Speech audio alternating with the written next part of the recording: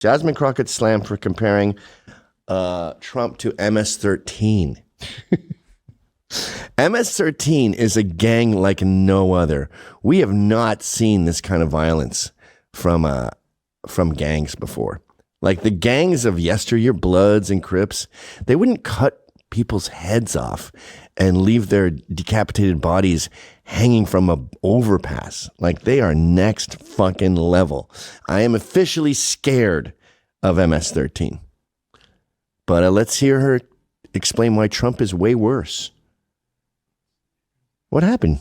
Why'd you take it away? I can't tell. Is this the right one? Because they always... Oh, maybe. Let's try it. It's got Jasmine. It's got Slavey. Personal privilege right now. I'm going to play a really quick clip for you, Congresswoman, and ask you a question on the other side. Take a watch and listen. My next guest. Joining me now is Texas State Representative Jasmine Crockett. Representative, so happy to have you here. I know you had a busy day yesterday. Well, Texas State Representative Jasmine Crockett, thank you for being here and thanks for all of your advocacy. We appreciate it. Okay, that was you and I 3 years ago. That was your first time on the Katie Fang Show. This is the second to the last episode of the show. Congresswoman, I wanted to thank you for always getting up and early and delivering. Have you ever seen anything more amateur than that? That was Bizarro World. That was so poor. That's a C-. What the fuck? I want to play a clip and then it's an intro and an outro of them together. Like, maybe have it as B-roll or something and say this is us 3 years ago. What in the Sam did I just see? Even Slavey is like, what the fuck? Why'd you do that? So awkward. Affirmative action upon affirmative action upon affirmative action. That's what that was. Go ahead. All right. Okay, that was you and I 3 years ago. Hello. That was your first time on the Katie Fang Show. This is the second to the last episode of the show. Congresswoman, I wanted to thank you for always getting up and early and delivering it, but I also want to say thank you for your continuing support for democracy. It's definitely something that you have made your brand, and it's the integrity that you're bringing, and I'm grateful for you always. She's crying? We'll miss you. Oh. You can't have me crying at the beginning of a show, Jasmine. Congresswoman Jasmine Crockett, you haven't seen the last of me. Thank you for being here and getting us started today. I always appreciate you. Thank you. Oh my God. That was gold. Not relevant to what we were trying to show. Oh, it's relevant, all right. So we see the most amateur thing ever. And then that makes Slavey cry? Slavey Crockett? Okay, but go back to that page. You always leave the things too fast, dude. So let's see if we can find the grimace. I mean, the MS-13 thing. Go down. Maybe it was a tweet. I think maybe here, this one. That made you cry, Katie Fang? You haven't talked to her in 3 years. No, that's just what Twitter is. Great. Yeah, I hate when they do that. It was on Twitter, and if you don't know what Twitter is, here's a hyperlink to take you to their homepage. I think you can assume that we all know what Twitter is. Usually with this kind of thing, it'll be they'll show the tweet. That's weird. And then with President Trump, I bet if you click on that, it'll take you to President Trump. Thanks. So that's weird. So they're just telling us that she called, Donald Trump. He's president of the United States. Okay. Thank you, Fox News. But go to the MS, just search MS-13 in the article. Okay. They just quote her. Okay, there's that one. Nice work, Fox News. You suck. Next one. Grimace? What is this one now? I like Grimace. He got the Mets. Oh yeah, she looks exactly like Grimace here.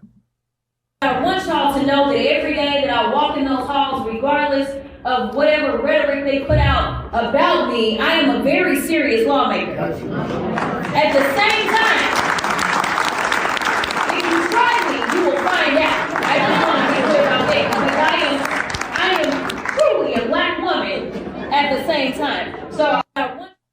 truly a black woman at the same time. I also dress like Prince. The funny thing, too, is she's getting all this attention because the party's over, literally, in every sense of the word. And she goes, Jesus, I'm on every show. I keep getting invited to these things. Yeah, because no one wants to go. So she's like, I think I'm going to be the next president of the United States.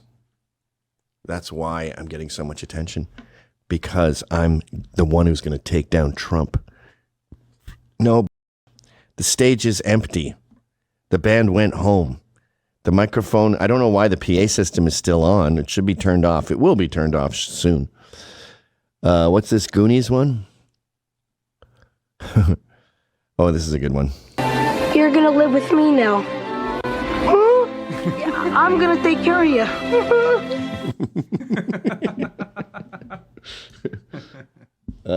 There's an email we got, Crockett Cumbrellas. Someone showed me this picture of all these politicians' ugly wives, and their claim was, oh, that's cool. Even AI knows that her eyelashes are fucking ridiculous. The claim was that these are all men. Chuck Schumer's wife, George W. Bush's wife. I don't think they're men. I don't even think Michelle Obama's a man. That's a little bit out of my purview as far as conspiracy theories go. But I think it's just because to be a corrupt politician, to be corrupt is redundant. To be a politician, it just takes all of your time, and you have to go to everything, and you don't live where you live, kind of thing. I just picked my nose. That's gross. So you don't have time to get a hot wife. It takes a lot of socializing to get a hot wife. But let's see this now. Oh, 2019 personal injury attorney Jasmine Crockett. Oh, so she's an attorney, and then we find out she's an ambulance chaser. I don't like those people. All over LA, every time I travel, it's like, were you hurt in Jersey? Call this number. And you see these fucking parasites. They're just taking advantage of insurance companies. And what percentage of people hurt their foot and like deserve money because someone didn't build something well and it fell on them? Out of my ass, I'm going to go with like 5 to 10%. The other 90% are just bullshitters. Like and Puerto Ricans are particularly bad at this. When my wife slipped at CVS, this Puerto Rican woman was like, stay down. I got you. My wife gets up. She's like, I'm not litigious. She didn't say that, but Crockett claims, so she's a personal injury attorney, which you can get those fucking degrees out of a cereal box. She decided to go into law after being the victim of a hate crime or two. Who knows? Couple nooses. I don't remember how many nooses they put on my front door. Crockett claims that she received hate mail and that her friends' cars were keyed with the N-word. What a lie that is.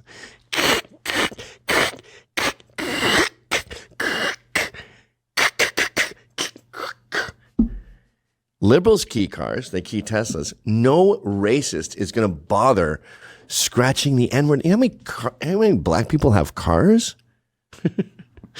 Like you're gonna run out of key. Your key's gonna get sanded down to nothing. She claims that her college called Johnny Cochran's law firm and that the lawyer assigned to her. That her college called Johnny Cochran's law firm. The lawyer assigned to her inspired her to get into law. Okay, so the hate crime was the N-word in the car. Johnny Cochran's firm comes to investigate, and she meets a strong black woman there. A newspaper in Tennessee looked into the claims and found zero evidence of any of it. Cochran's firm didn't respond to requests for info, and Crockett's School Roads College had no record of the incidents. No police reports, no record of hiring lawyers. Crockett herself has said that she can't remember the lawyer's name who inspired her to make the life-changing decision. Most people who change my life, they stick around. They stick in my craw. In a different version of the story, Crockett claimed that she originally was going to be an anesthesiologist. Oh, really? That only takes 12 years until an advocate helped her get through those terrible hate crimes she experienced in college. So was that the same advocate? Or is that two different mentors that helped her deal with the N car? Look at the way she I've dresses. never been married. I don't have any kids, and I practice law. So I handle civil rights cases. So when the police are continually out here killing us, I'm usually one that's behind the scenes handling those types of Wait, cases. stop. That's a lie too. You're a personal injury attorney. That's not a civil rights matter. So you're lying there. I handle criminal defense cases, and I also handle car accidents. I think the latter is all you do. I had a great background as it relates to my ability to deal with numbers, and it was going to pay well. So I was like, I'll be an accountant. Unfortunately, around my junior year, I was the victim of a hate crime or two. And so were a group of my friends, all at the same time. Cars were keyed with the N-word. We received hate mail in our on-campus mailboxes. And at that time, my school hired the Cochran firm. And there was a lawyer who graduated from University of Houston who was assigned to me. And it was the first time in my life that I felt helpless. And I was like, I want to help people that are going through what I've... You know what's funny about this?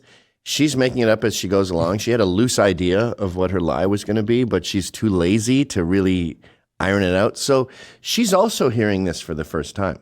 And as it rolls out of her mouth, she's like, or two? She remembers the school that the lawyer graduated from, but not the name of the lawyer. Yeah, okay.